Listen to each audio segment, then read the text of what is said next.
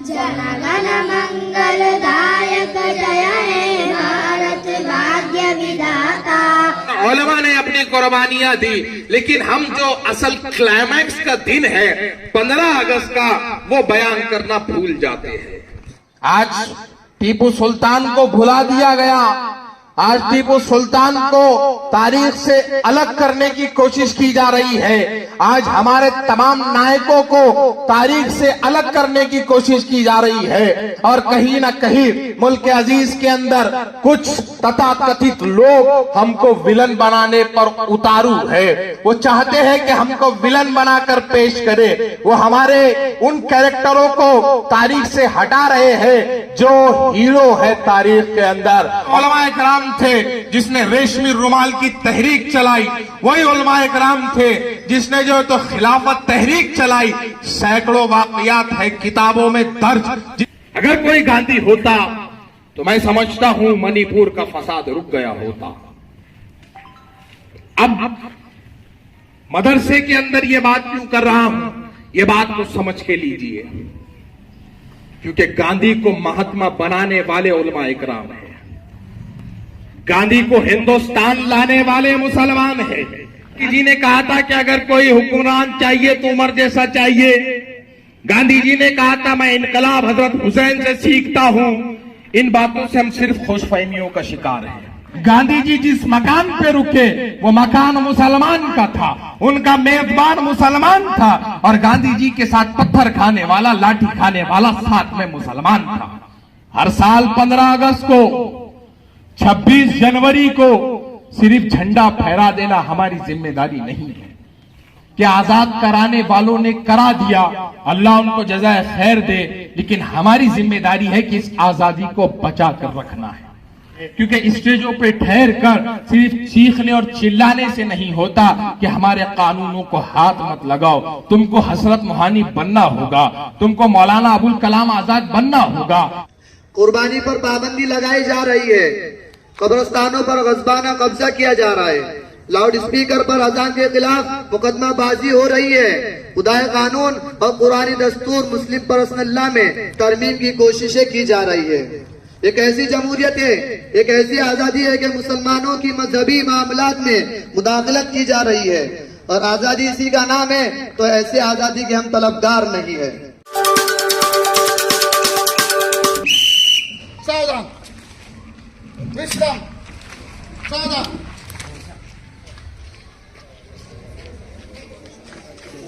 जनगण मन अधिनायक जय हे भारत भाग्य विधाता।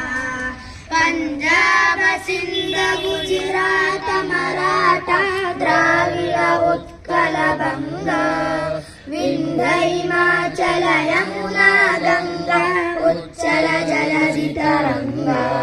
तव शुभ में जागे, तव शुभ आशीष मागे, गाए तव जय गाथा।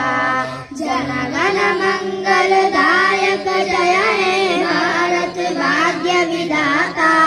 जय हे, जय हे, जय हे, जय जय जय जय हे।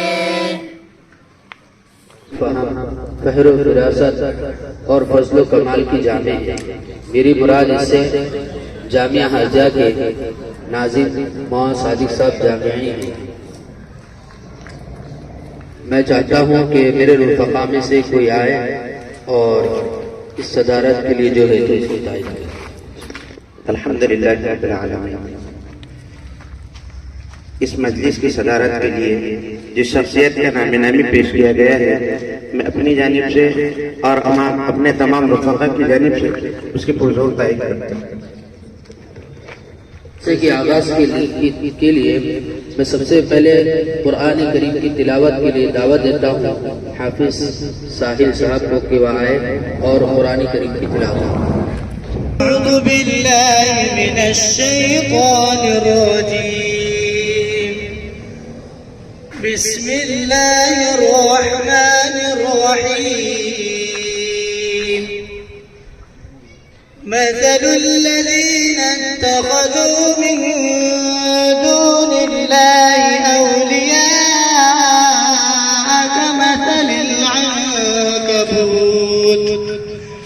اتخذت بيتا وإن أول البيوت لبيت العنكبوت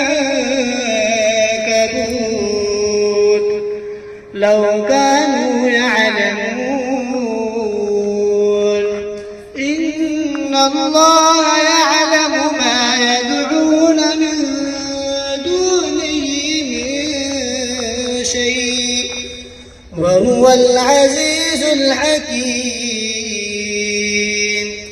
وتلك الأمثال نضربها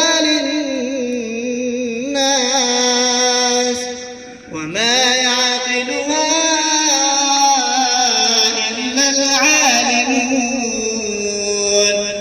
خلق الله السماوات والأرض بالحق إن في ذلك لآية للمؤمنين صدق الله العظيم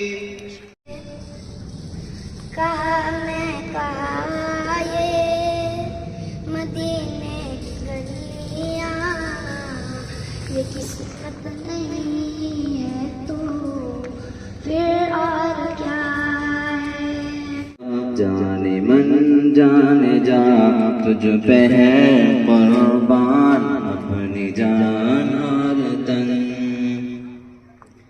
मुल्क भारत मेरा सबसे ज़ीशान है, ये तिरंगा मेरे देश की शान है। इसकी अज़मत पे हर कोई हैरान है, इसकी तहज़ीब की जग में पहचान है। मुल्क पर जान दूं मेरा ईमान है मुहब्बत का अपने वतन में चलन। ए वतन ए वतन ए वतन ए वतन के वरहमतुल्लाहि व बरकातुहू। रब्बी इश्रह ली सदरी व यस्सिर ली अमरी वहलुल उक़दतम मिन लिसानी यफ़क़हू क़ौली। शह नशीन पे तशरीफ फरमा, नाज़िम मदरसा व दिगर मेहमानान और दोनों जानिब सफारा होकर बैठे हुए जिम्मेदारान और दरमियान में बैठे हुए नस्ल नौ, और मैं समझता हूं खाली से कौम के नहीं बल्कि इस मुल्क के अजीज हिंदुस्तान के मुस्तक़बिल। चूंकि हर साल की तरह इमसाल भी हम जश्न आजादी मनाने के लिए जमा हुए हैं और गुज़िश्ता 76 सालों से हम जश्न आजादी को मनाने के लिए हमारे अजदाद जो है तो जमा होते रहे हैं। मुझे याद आता है 1947 का 15 अगस्त कि जब दिल्ली में प्रिंसेस बाग में पहली बार जश्न आजादी के तौर पर तिरंगा लहराया गया और हिंदुस्तान की तारीख में पहला मौका ऐसा था कि लाखों की तादाद में भीड़ इकट्ठा हुई। ऐसी भीड़ इकट्ठा हुई कि जो मंच लगाया गया था मेहमानान के लिए, वो मंच भी भीड़ में कहीं गुम हो गया। मेहमानान के लिए जो वाइसराय थे, जो इस वक्त इस मुल्क के अंदर अपनी जिम्मेदारियां अदा कर रहे थे, वो भी स्टेज तक नहीं पहुंच सके। उनको अपनी गाड़ी में ठहर कर जो है तो झंडे को सलामी देनी पड़ी। तो एक ऐसा जश्न आजादी जब मना है, जोशो खरोश के साथ मना है, और जब हम उस जंगे और उस जश्न आजादी के वाकयात जब बुजुर्गों से सुनते हैं तो वो ये कहते हैं कि एक रात पहले पार्टीशन का दुख हुआ, हमारे घरा उजड़े, हमारी बस्तियां उजड़ी, हमारे खानदान उजड़े, हमारे रिश्तेदार दूर हो गए, हमारे अहले खाना दूर हो गए। जो हिंदुस्तान में थे उन्हें पड़ोस के मुल्क में जाना पड़ा, जो पड़ोस के मुल्क में थे उन्हें हिंदुस्तान में आना पड़ा। लेकिन इन तमाम अफरा तफरी के बावजूद जब 15 अगस्त 1947 को प्रिंसेस बाग में हम सब जमा हुए तो हम वो रात के हादसा को भुला चुके थे, जबकि आग ठंडी नहीं हुई थी, उस आग से धुएं उठ रहे थे। लेकिन इस आजादी का जश्न ऐसा था कि हम भूल गए कि हमारे साथ रात में क्या हुआ है। हमारे घर उजड़ गए, हम भूल गए, हमारे बच्चे मारे गए, हम भूल गए, और जो है तो औरतों की इस्मतें लूटी गई, हम भूल गए, क्योंकि वो जश्न आजादी का जोश इस तरह से था। जब हम अपने बुजुर्गों से सुनते हैं तो वो ये कहते हैं या वो ये लिखते हैं कि इस तरह से लोग झंडा मंदन के बाद, और जब झंडा मंदन हुआ तो पहले अल्लामा इकबाल का कलाम जो है तो प्रिंसेस बाग में पढ़ा गया, सारे जहां से अच्छा हिंदुस्तान हमारा, और उसके बाद वंदे मातरम पढ़ा गया। और ये दोनों तराने होने के बाद जो लोग एक दूसरे से गले मिले हैं वो ये कहते हैं कि हम एक दूसरे को जानते नहीं थे, हम एक दूसरे को पहचानते नहीं थे, लेकिन हमारी खुशी इस बात की थी कि अब हमारा वतन आजाद हो गया है, हमारे पैरों से जो है तो गुलामी की जंजीर टूट चुकी है। उस खुशी को जब मैं ये पढ़ता हूं तो मुझे ये लगता है कि जब इतनी खुशी होती है तो जाहिर सी बात है कि इसका संघर्ष भी उतना बड़ा हुआ होगा।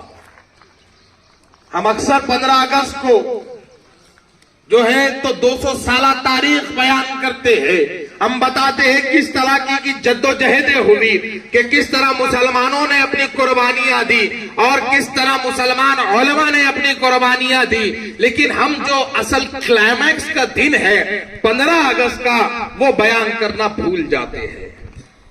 गालिबन मैं अपने बचपन से अपने स्कूलों में तकरीरें सुन रहा हूं, और जब से अल्लाह ने मुझ में काबिलियत दी, मैं खुद झंडा मंदन के लिए जा रहा हूं, तकरीरें कर रहा हूं और अलग अलग लोगों से तकरीरें सुन रहा हूं, तो मैंने हर जगह ये बात को नोट किया कि हम सब ने 200 साल तारीख, जद्दोजहद, कुर्बानी, वो तमाम चीजें बयान की, लेकिन जो दिन हमने जश्न मनाया वो हम कब बयान करेंगे, जबकि हम जश्न आजादी के लिए जमा हुए हैं। ये बात और है कि वो जश्न जो मना वो बड़ी कुर्बानियों के बाद मना। ये बात और है कि उस जश्न के अंदर कई लोगों के खून शामिल थे। ये बात और है उस जश्न के अंदर कई लोगों ने अपने खानदान को खो दिया था। ये बात और है उस जश्न को मनाने के लिए हजार उलमा इकराम ने अपनी कुर्बानियां दी थी।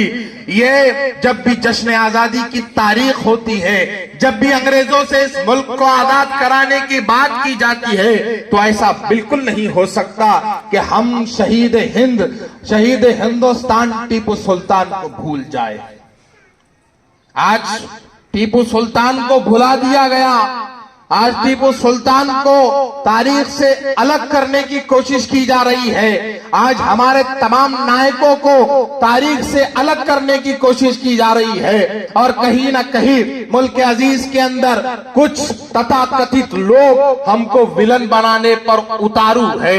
वो चाहते हैं कि हमको विलन बनाकर पेश करे। वो हमारे उन कैरेक्टरों को तारीख से हटा रहे हैं जो हीरो है तारीख के अंदर, और उन कैरेक्टरों को ढूंढ कर या तो लाया जा रहा है या तो ऐसे कैरेक्टर गढ़े जा रहे हैं जिसको विलन बनाकर पेश किया जाए। और ऐसे माहौल के अंदर, ऐसे हालात के अंदर मदरसे के बच्चों के और उलमा इकराम की जिम्मेदारी बनती है कि उस किरदार को अदा की जाए जो 1947 से पहले उलमा इकराम ने अदा किया था। वो किरदार क्या था? वो किरदार क्या था? सबसे पहले इस मुल्क को इस बात का एहसास दिलाना कि तुम गुलाम हो चुके हो। ये एहसास हमारे पास नहीं था कि हम गुलाम हैं। हमें तब भी 150 साल से ज्यादा अंग्रेजों ने हुकूमत कर ली, तब भी हम ये सोच रहे थे कि ये लोग तो यहाँ पर कारोबार के लिए आए हैं।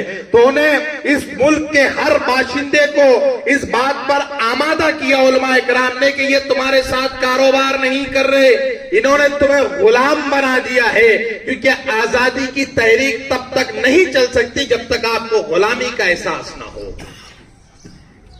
जो आदमी कैदोबंद में है वही बाहर आना चाहेगा। लेकिन जिस आदमी को वो कह दो बंद ही आजादी है, उसको तुम किस आजादी के जो है तो दुहाई दोगे और किस आजादी की तरफ आमादा करोगे। आप आजाद परिंदा पकड़ो, एक पिंजरे में डाल दो, वो इतना फड़फड़ाता है कि आपको मजबूरन उसे निकाल देना पड़ता है।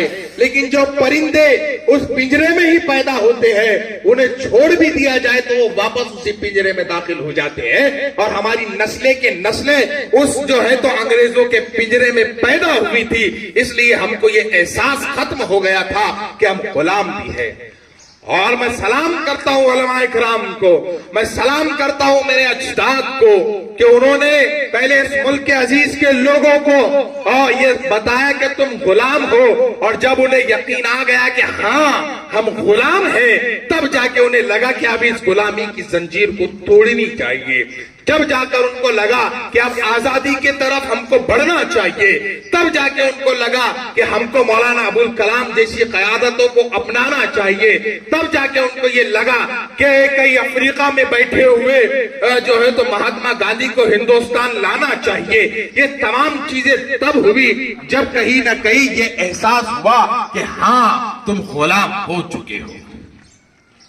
तो उलमाए किराम ने पहले तो एहसास दिलाया और उसके बाद मुसलमान ही थे, उलमाए किराम ही थे जिन्होंने जो है तो फतवे जारी किए जिहाद के कि अंग्रेजों के खिलाफ जिहाद करो और इस मुल्क को आजाद कराओ। वही उलमाए किराम थे जिसने रेशमी रुमाल की तहरीक चलाई, वही उलमाए किराम थे जिसने जो है तो खिलाफत तहरीक चलाई।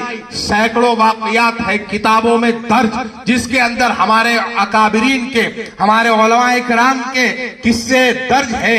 लेकिन दुखड़ा ये है, विडंबना ये है कि ना हम खुद पढ़ने को तैयार है, ना हम दूसरों को बताने के लिए तैयार है।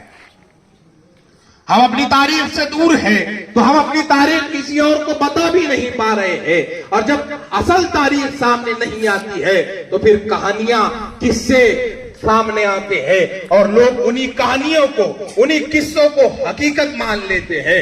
इस मुल्क के अंदर महात्मा गांधी को जो है तो इनको हीरो नहीं मानना है, लेकिन वीर सावरकर किसी जमाने में जेल में से चुड़िया पे बैठ के बेंगलुरु घूम लेते थे, ये कहानी उन्होंने बनाकर पेश कर सकते हैं और लोग उसको मान भी लेते हैं। क्यों? क्योंकि लोगों को असल तारीख से दूर रखा गया है। मैं अपने बुजुर्गों से, मैं अपने नौजवानों से और मैं अपनी नस्ल नौ से ये इल्तिमास करता हूं कि आप लोग अपने तारीख के औराक को पलटे, आप लोग अपनी तारीख को पढ़े। तो जब कहीं भी, जब कभी भी आपके ऊपर ये इल्जाम लगता है कि आप गद्दार हो, आप इस मुल्क के खिलाफ हो, तो जब आप अपनी तारीख को अजबर किए होगे तो आप बड़े यकीन से जवाब दे सकते हो कि यकीन हो कि न हो, बात तो यकीन की है। यकीन हो कि ना हो, बात तो यकीन की है कि हमारे जिस्मों की मिट्टी इसी जमीन की है। ये जवाबात हम कब देंगे? जब हम कहीं ना कहीं तारीख का मुताला करेंगे। मैं जब मुताला करने लगा कि भाई आजादी के दिन क्या हुआ, तो बड़ी अजीब चीज एक मेरे पढ़ने में आई कि जब आजादी, जश्न आजादी दिल्ली में मनाया जा रहा था, गालिबन 5 लाख से ज्यादा लोग उसमें शरीक थे, और जिस शख्स के नाम के नारे लगे वहां पर जिंदाबाद के, वो शख्स कलकत्ता के अंदर बैठे हुए थे, सिर्फ इसलिए कि कलकत्ता में जो है तो फसाद ना हो। कलकत्ता में जो फसाद भड़का था, उस फसाद को दबाने के लिए वो शख्स वहां बैठकर उपवास कर रहा था कि मुसलमानों, ए हिंदुओं, ए हिंदुस्तानियों, आपस में लड़ना बंद करो, वगरना मैं उपवास करता करता भूखा मर जाऊंगा, लेकिन यहां से नहीं जाऊंगा। और वो शख्सियत महात्मा गांधी की थी कि उन्होंने जश्न आजादी में हिस्सा लेने को अहमियत नहीं दी। उन्होंने बंगाल में जाकर, कलकत्ता में जाकर उस फसाद को खत्म करवाया। और जब ऐसे हालात के अंदर, जब मैं मेरे आंखों के सामने से ये तहरीर गुजरी, तो मेरे सामने अचानक मणिपुर का वो नक्शा आ गया और मेरे जहन ने, मेरे दिल ने एक आवाज दी कि इस मणिपुर, ये मणिपुर भी है। तो जाए मणिपुर करे कोई, तो जो किसी एक जो दुकान पे रुके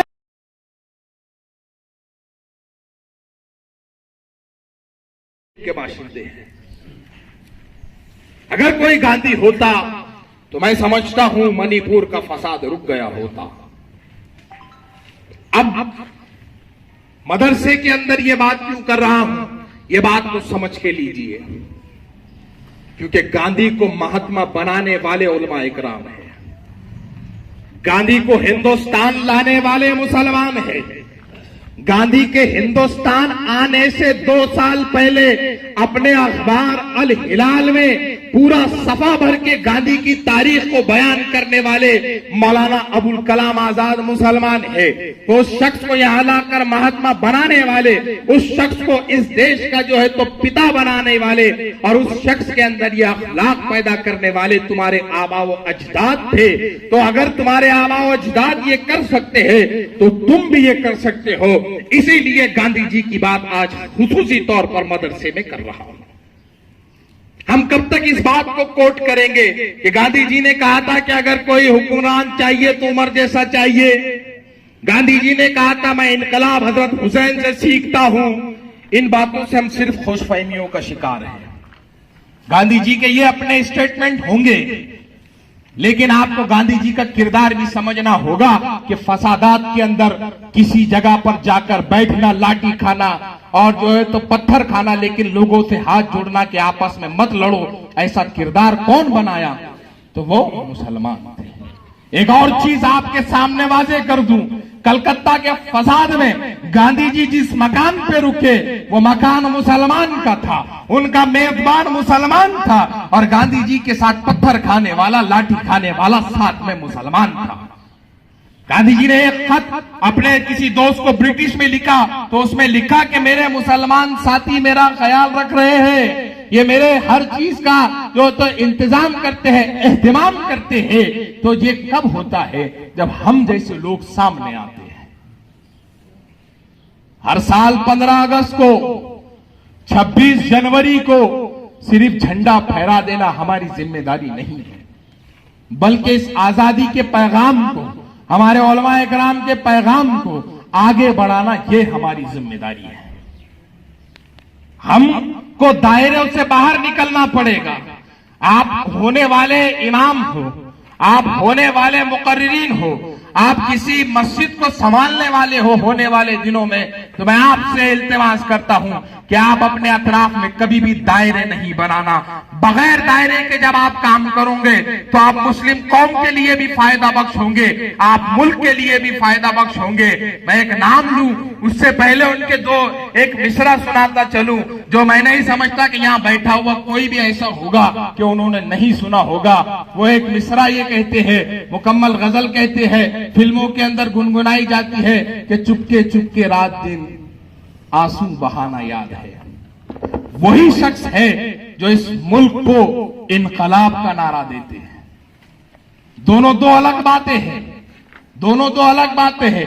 वही शख्स है वो कानून साज कमेटी का हिस्सा भी बनते हैं।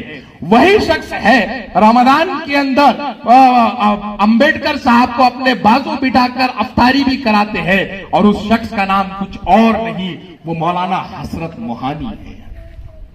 तो जब आप दायरों से बाहर निकल के काम करते हैं तो आप हर फील्ड में मकबूल होते हैं। मौलाना ने शायरी की, वो आज भी फिल्मों में गुनगुनाई जा रही है। मौलाना ने इनकलाब का नारा दिया, उस नारे ने पूरी जंगे आजादी के अंदर हमको जो है तो कामयाबी दिलाई। मौलाना जो है तो कानून साज कमेटी में रहे, आज दस्तूर हिंद हमारे सामने है, और कई कितने ऐसे कानून है जो हमको लगते हैं ये तो शरीयत से वाबस्ता है, ये तो शरीयत ही के है। ये कब हुआ? जब हजरत मोहानी वहां तक पहुंचे। तो मैं आप तमाम से भी यही दरखास्त करता हूं कि आप भी कभी अपने अतराफ में किसी मसलक का और जो है तो किसी मकतब फिक्र का दायरा मत खींचो। हमारा मसलक, हमारा मकतब फिक्र मोहम्मदी है, हमारा दीन इस्लाम है, और हमारी किताब कुरान है, और हमारी रहबर अहदीस है, रसूलुल्लाह है, उनके सहाबा है, और जो है तो हमारे अकाबिरीन है। इनके अलावा अगर तुम कोई और दायरे बनाओगे तो सबसे पहले अपनी कौम का नुकसान करोगे और उसके बाद मुल्क का नुकसान करोगे। धूप बढ़ रही है और चूंकि मैं भी लेट आया हूं तो इसके लिए सबसे पहले तो माफी चाहता हूं, और मैं लेट आया हूं तो सूरज भी ओज पे है और मेरे लेट आने की सजा मैं आपको नहीं दूंगा। मैं अपनी बात को ज्यादा तवालत नहीं दूंगा। मैं और एक बार जो है तो तमाम को इस मुल्क की आजादी के ऊपर मुबारकबाद देता हूं और ये एक बात आखिर में कहता हूं कि आजाद कराने वालों ने करा दिया, अल्लाह उनको जज़ाए खैर दे, लेकिन हमारी जिम्मेदारी है कि इस आजादी को बचा कर रखना है, इस आजादी को बना के रखना है। अभी जो हाफिज साहब ने तकरीर की, उन्होंने मुस्लिम पर्सनल्लाह का जो है तो कहीं ना कहीं इशारा दिया, तो इन कवानीन को कौन बचाएगा जो सड़कों पर उतर के काम करेगा? इन कवानीन को कौन बचाएगा जो अपने आप को अहवानों में लेकर जाएगा? और ये जिम्मेदारी हमारी और आपकी है, क्योंकि स्टेजों पे ठहर कर सिर्फ चीखने और चिल्लाने से नहीं होता कि हमारे कानूनों को हाथ मत लगाओ। तुमको हसरत मोहानी बनना होगा, तुमको मौलाना अबुल कलाम आजाद बनना होगा। जब तुम हसरत मोहानी होते हो तो तुमको कानून साज कमेटी में हिस्सा मिलता है। जब तुम मौलाना अबुल कलाम आजाद होते हो तो तुमको इस मुल्क की वजारत तालीम दी जाती है, और जब तुम थोड़ा आगे चलकर एपीजे अब्दुल कलाम होते हो तो तुमको इस मुल्क की सदारत दी जाती है। काबिलियत को पैदा करो। काबिलियत अपनी जगह खुद बनाती है, काबिलियत अपनी जगह खुद बनाती है। भीख मांगने से कुर्सियां नहीं मिलती। जब तक अपने अंदर काबिलियत पैदा नहीं करोगे आप कहीं भी जगह नहीं बना सकोगे। बस इसी बात के साथ मैं बस इतना कहकर अपनी बात को खत्म करूं कि मुसाफिर है हम भी, मुसाफिर हो तुम भी, फिर मिलेंगे किसी मोड़ पर इंशाअल्लाह। व आखिरु दावाना अनिल हम्दुलिल्लाहि रब्बिल आलमीन।